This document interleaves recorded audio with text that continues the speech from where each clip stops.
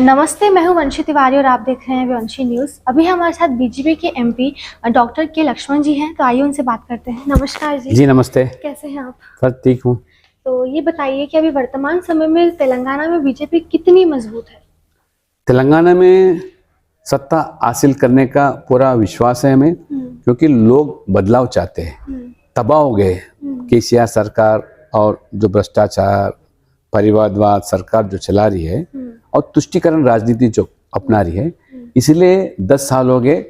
आज बेरोजगारी बढ़ गया, आज किसान बड़ी दुख से है, सभी वर्ग नाराज है। इसलिए बीजेपी को और बड़ी विश्वास से विकल्प के रूप में देख रहे हैं। हमारा पूरा विश्वास है बीजेपी हम सत्ता हासिल करेंगे। कांग्रेस और बीआरएस जो है वो बढ़कर वादे कर रही है, तो बीजेपी के क्या वादे रहेंगे? बीआरएस कांग्रेस का चेहरा अलग नहीं है, दोनों का डीएनए एक ही है। दोनों भ्रष्टाचार राजनीति करते हैं और परिवारवाद राजनीति करते हैं, तुष्टीकरण करते हैं। ये दोनों पार्टियों को चलाने वाले हमारे मजलिस पार्टी ओवैसी है। इसलिए बीआरएस और कांग्रेस से अलग नहीं देखना चाहते हैं पब्लिक, क्योंकि 2014 में और 2018 में जो भी कांग्रेस के नाम पर चुन के आए, तुरंत वो बीआरएस में शामिल हो गए। और बार बार कांग्रेस के नेता बताते कि आज नहीं तो कल हम मोदी जी को हराने के लिए एकजुट होना चाहिए, चाहे कांग्रेस हो, बीआरएस हो, मजलिस हो, अन्य दल। इसलिए चुनाव के पहले या बाद और पिछले 4 दिन पहले उनके एक एमपी तो ये घोषणा किया कि अगर हमारे कांग्रेस पार्टी में अगर हम 60 लोग नहीं जीतेंगे तो हम सत्ता में नहीं, तो हमारे एमएलए कोई भी बचेगा नहीं, पूरे के पूरे हम बीआरएस में शामिल होंगे। ये है उनका असली चेहरा है। सर्वे में कहीं कांग्रेस कहीं बीआरएस बताई जा रही है, तो बीजेपी की स्थिति क्या है अभी? अरे हम तो प्रजा के ऊपर विश्वास है, लोगों के ऊपर हम विश्वास करते हैं। ये सर्वे तो चलते रहता है, मगर ऐसी बातें तो हर राज्य में हमको बताया गया। त्रिपुरा में बोलते आपका 2% वोट नहीं है, जीतते कैसा, सरकार में आते कैसा, यही सवाल हमको करते थे। मगर आज हमारे 4 खुद के संसद है, 20% वोट हम हासिल किए पिछले चुनाव में, और लोग विकल्प के रूप में बीजेपी को देख रहे हैं। तो क्या आप मुख्यमंत्री रहेंगे अगर सरकार आई तो? अरे हमारे पार्टी तय करेगा कौन मुख्यमंत्री बनना, मगर इतना तो तय है एक बीसी चेहरा को मुख्यमंत्री बनाएंगे। राइट, जैसे आपने कहा कि बीसी मुख्यमंत्री रहेगा, लेकिन विपक्ष जो है इस चीज को लेके कुछ भी नहीं कह रहा है, वो चुप्पी बरत रहा है, तो आप क्या कहेंगे? मैं विपक्ष को पूछना चाहता हूँ, आप तो बनाएंगे नहीं, आप तो करेंगे नहीं, हम जब करते तो आप क्यों सवाल करते? अगर है दम तो आप भी घोषणा करो, क्योंकि लोगों को पता है ये 10 साल में बेटा के अलावा दूसरा चेहरा दिखता नहीं।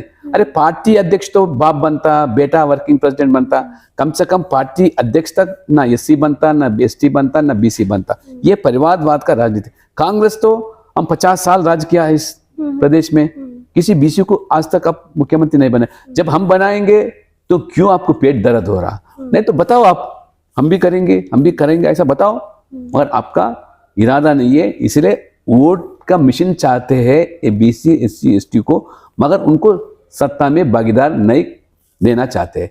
इसलिए अगर हमारा मुख्यमंत्री बीसी के बने तो सबके हित के लिए काम करने वाले, राज्य के हित के काम करने वाले। हमारा नारा ही सबका साथ सबका विकास। तो मीडिया में ये खबरें आ रही हैं कि टक्कर जो है इस बार तेलंगाना में सिर्फ बीआरएस और कांग्रेस के बीच में है, और कई लोग भी कह रहे हैं कि बीजेपी तो दिख ही नहीं रही है, तो इस बारे में क्या कहेंगे? ये कांग्रेस बीआरएस का तो एक डूप फाइटिंग है, टक्कर नहीं है। वो अंदरूनी में उनका एक साजिश है, क्योंकि सरकार के खिलाफ जो वोट है, वोट में बंटवारा करने के लिए कांग्रेस बी टीम के नाते आज बीआरएस के साथ काम करे।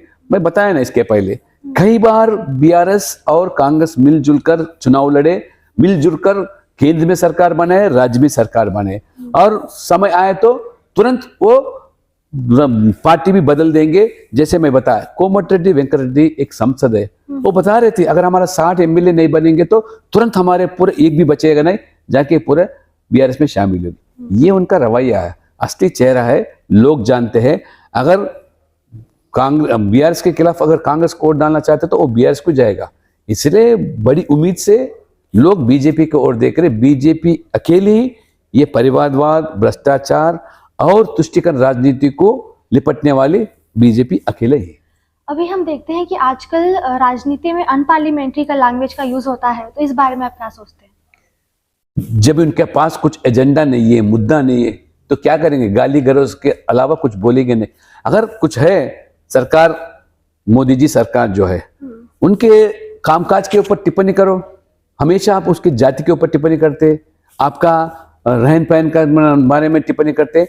इसलिए हम जो हमेशा राजनीति में जो यहाँ का सरकार, जो बिहार सरकार, वो कृषि क्षेत्र में हो, बेरोजगार में हो, या महिलाओं के किस तरह वो विफल होगा, उसी मुद्दे को लेकर हम लोगों के बीच में जाते, वही प्रचार करते। हम किसी व्यक्तिगत रूप में से किसी को हम ये गाली गलौज हम देते भी नहीं, हमारा रिवाज भी नहीं है। जी, अभी मोदी जी के इन सालों में क्या उपलब्धियां रही हैं, इस बारे में बताइए। अरे मोदी जी ने 9 साल के अंदर तेलंगाना को इतना विकास के बारे में 9 लाख करोड़ राशि दिया, और रोडवेज हो, हाईवेज हो और रेलवेज हो, इतना बड़ी राशि नहीं। आज हमारे किसान के हित के लिए जो रामगुंडम फर्टिलाइजर्स जो कर्मागार था, उसको पुनर्प्रारंभ करके हजारों संख्या में दक्षिण के पूरे किसानों के हित के लिए काम करने वाली हमारे ये कंपनी है। और इतना ही नहीं, लगभग 24,000 पर एकड़ हर किसान को आज लाभान्वित हो रहे हैं मोदी जी की सरकार की वजह से। प्रधानमंत्री गरीब कल्याण योजना के नाम पर निःशुल्क राशन जो दिया जा रहा, हर परिवार में हर व्यक्ति को 5 किलो 80 करोड़ आबादी को दिया जा रहा है। ये कहीं संभव नहीं हुआ। दुनिया के अंदर पहला देश जो है हमारा देश है, और 5 साल के लिए आगे भी मोदी जी ने उसको बढ़ाया है। आखिरी सवाल, घोषणा पत्र की विशेषता के बारे में बताइए। हमारे गृह मंत्री अमित शाह जी ने परसों जब प्रवास के आ रहे हैं, तभी घोषणा पत्र भी उसका उद्घाटन करेगा। जरूर हमारा ये घोषणा पत्र जो होगा, ये पीपल्स मैनिफेस्टो है। ओके जी, धन्यवाद। Thank you.